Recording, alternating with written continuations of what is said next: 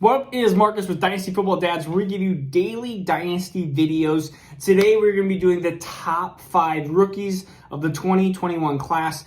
Now, a lot of things may be way too early, but these might be the end of the, when the draft comes, these might still be the top 5. And it's hard to see them not being the top 5, or at least probably 4 of the 5 will probably stay the exact same or very similar at least. So once you watch this video, I would watch some highlights of these 5 players just to kind of get an idea of what kind of players they are, but I'll go in a brief overview. We'll start from 5, we'll go to 1. If you're new to the channel, please subscribe so you can get updated to these daily videos. We're going to be doing a lot of rookie stuff going up into the combine and into the draft. Number 5, we are going to be going with Jalen Waddle. He might be the most exciting rookie player to be. He's dynamic. He is the, human joystick, you can say. Reminds me of a really good Santana Moss type of wide receiver, kick returner, punt returner. He has 591 yards and 4 touchdowns in 6 games. And then he had a huge ankle injury, which you saw if you watched the championship game, that he was just not himself.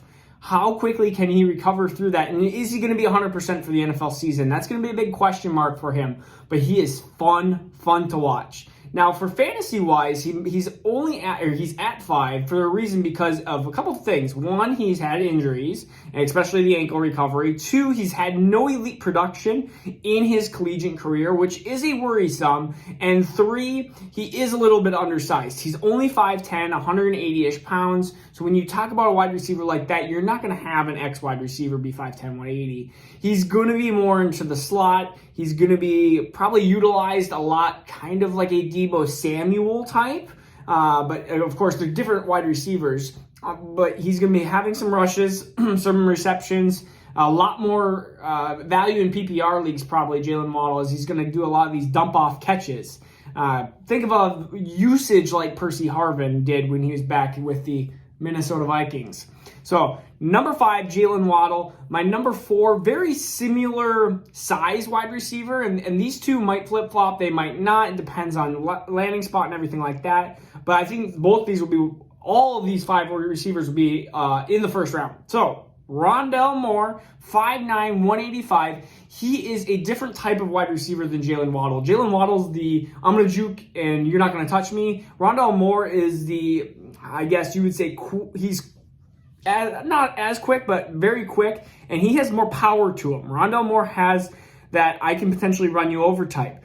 Watch the freshman game, the true freshman game against Ohio State. I always say that because it is fun to watch him, and it shows how his ceiling could be through this roof.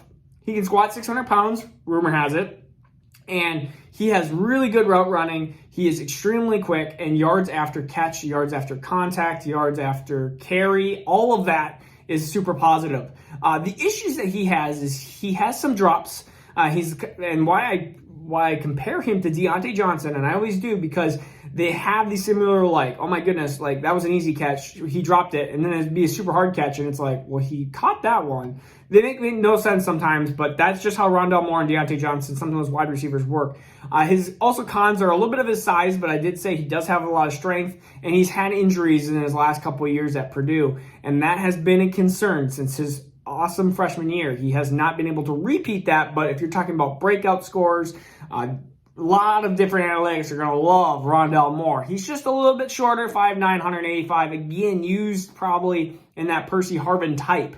And if I wouldn't compare Deontay Johnson to him, I would have probably said he's more of the Percy Harvin comparison. Number 3, we are going to go into the Gopher, Rashod Bateman. And he's a little bit taller. He's more of that prototypical wide receiver. The next couple are more into the prototypical type, and that's the receivers that I personally like. But Rashod Bateman is 6'2", 220 pounds. He had 60 catches, 1,219 yards, 11 touchdowns as a sophomore. So in 2019, he's a complete wide receiver. He does everything at least okay, and a lot of the stuff he does is well into great. He has really strong hands, and one of the things you can tell is he makes some incredible catches that a lot of wide receivers would have difficulty with. And he can create separation, but also with a positive of creating separation, which is good for the next level of NFL, he does create a lot of contact. So you could see a lot of potentially OPIs, which is offensive pass interference. You can see a lot of issues with him creating a lot of contact that might not be allowed at the next level. And he doesn't have elite speed or quickness, which could be a problem. And he might not run into he won't run into the 4.4s. He probably will run into the 4.55 to 4.6-ish range is my personal guess. Unless somehow he goes crazy like training on this, and somehow gets some elite speed that we don't know of. But on tape, you can tell that he just doesn't have that. He can run after catch, but again, it's not one of his strong suits. He does everything well. He doesn't do too many things amazing, and he doesn't do anything bad. So Rashod Bateman is a complete wide receiver when it comes to the NFL level, and one of those players that might take a little bit to get into, but he could definitely be a Kenny Golladay type. My number 2 wide receiver, and this is very controversial because a lot of people have him as number 1, but it's JaMarr Chase. He is 6'1". Some people are saying now 6 feet tall, but 6'1", 210 pounds, and his 2019 year with Joe Burrow was amazing. 84 catches, 1,780 yards, and 20 touchdowns. If he is better than Justin Jefferson, which on tape, I think Justin Jefferson is better, but I'm also a Vikings fan, and I also really loved Justin Jefferson last year. I really liked how he could create separation better, and he dominated higher competition. You could tell that Justin Jefferson was the real deal. At least I thought he was. JaMarr Chase, though, there are some issues that he has with route running and separation, and those are 2 big things that you need. When I look at wide receivers that are drafted really high, like Quan Treadwell and N'Keal Harry. And I'm not saying JaMarr Chase is those, but those type of wide receivers are good with contested catches, good catch radius. They're athletic and physical, but they're not great wide receivers when it comes to fantasy, and they do have trouble at the next level. And I could see JaMarr Chase having slight issues with the next level. But I think he is elite in some of the physicality, getting off the jam, contested catches. He's elite at those things, and he's elite at a lot of those things. And I see that he is more of the Anquan Bolton and somewhat of the Juju Smith-Schuster type, and you can see how his career has been a little bit of a roller coaster. And those are definitely higher praises than the N'Keal Harry and the Quan Treadwell, which I didn't care for as much.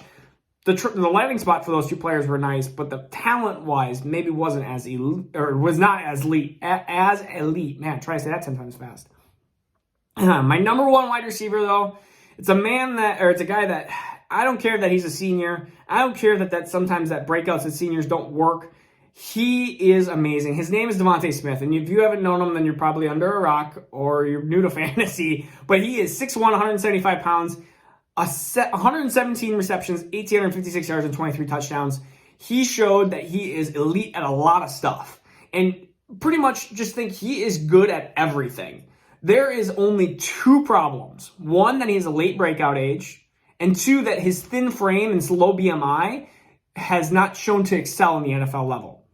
That is it. He's elite at route running, playmaking, hands, contested catches, physical, across the middle, X wide receiver, slot wide receiver, against bad competition, good competition, everything. Devonta Smith excels at.